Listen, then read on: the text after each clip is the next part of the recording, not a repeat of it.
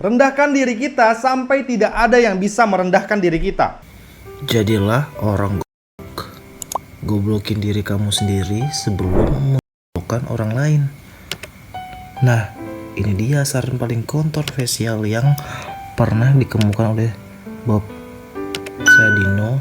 Oke, kalau di bukunya kan tulisannya jadilah orang goblok. Goblokin diri kamu sendiri sebelum kamu menggoblokkan orang lain. Ya, ini pemilihan katanya aja yang berbeda menurut gua ya. Gue lebih senang dengan rendahkan diri kita sampai tidak ada orang yang bisa merendahkan kita. Jadi sebelum orang lain merendahkan diri kita introspeksi diri dulu. Sampai ketika orang lain merendahkan diri kita tidak ada pengaruhnya lagi. Yang penting yang kita lakukan itu masih dalam hal yang baik. Ya kalau dalam hal yang buruk ya kita harus introspeksi diri kan. Dan tetap terima masukan orang lain. Merendahkan diri kita sendiri ini bukan berarti kita pesimis. Tapi justru kita introspeksi diri kita dengan semua kekurangan kita. Jadi ketika orang lain menyerang kita, kita sudah tahu semua kekurangan kita. Dan kita perbaiki bertahap. Menjadi sempurna mungkin tidak bisa.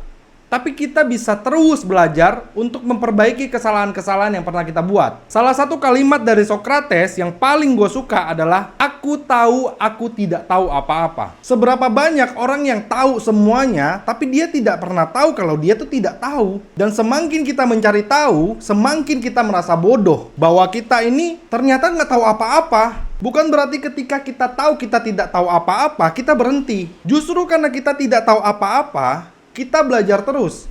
Belajar terus membuat kita semakin paham bahwa kita sebenarnya tidak tahu apa-apa. Tapi kalau ada yang bilang terus ngapain gue belajar? Kalau gue sendiri tuh nggak tahu apa-apa. Ya justru biar tahu, makanya belajar. Tapi resikonya belajar adalah ketidaktahuannya lagi. Ketika kamu bertanya satu pertanyaan, akan muncul pertanyaan yang baru lagi. Dan terus akan begitu.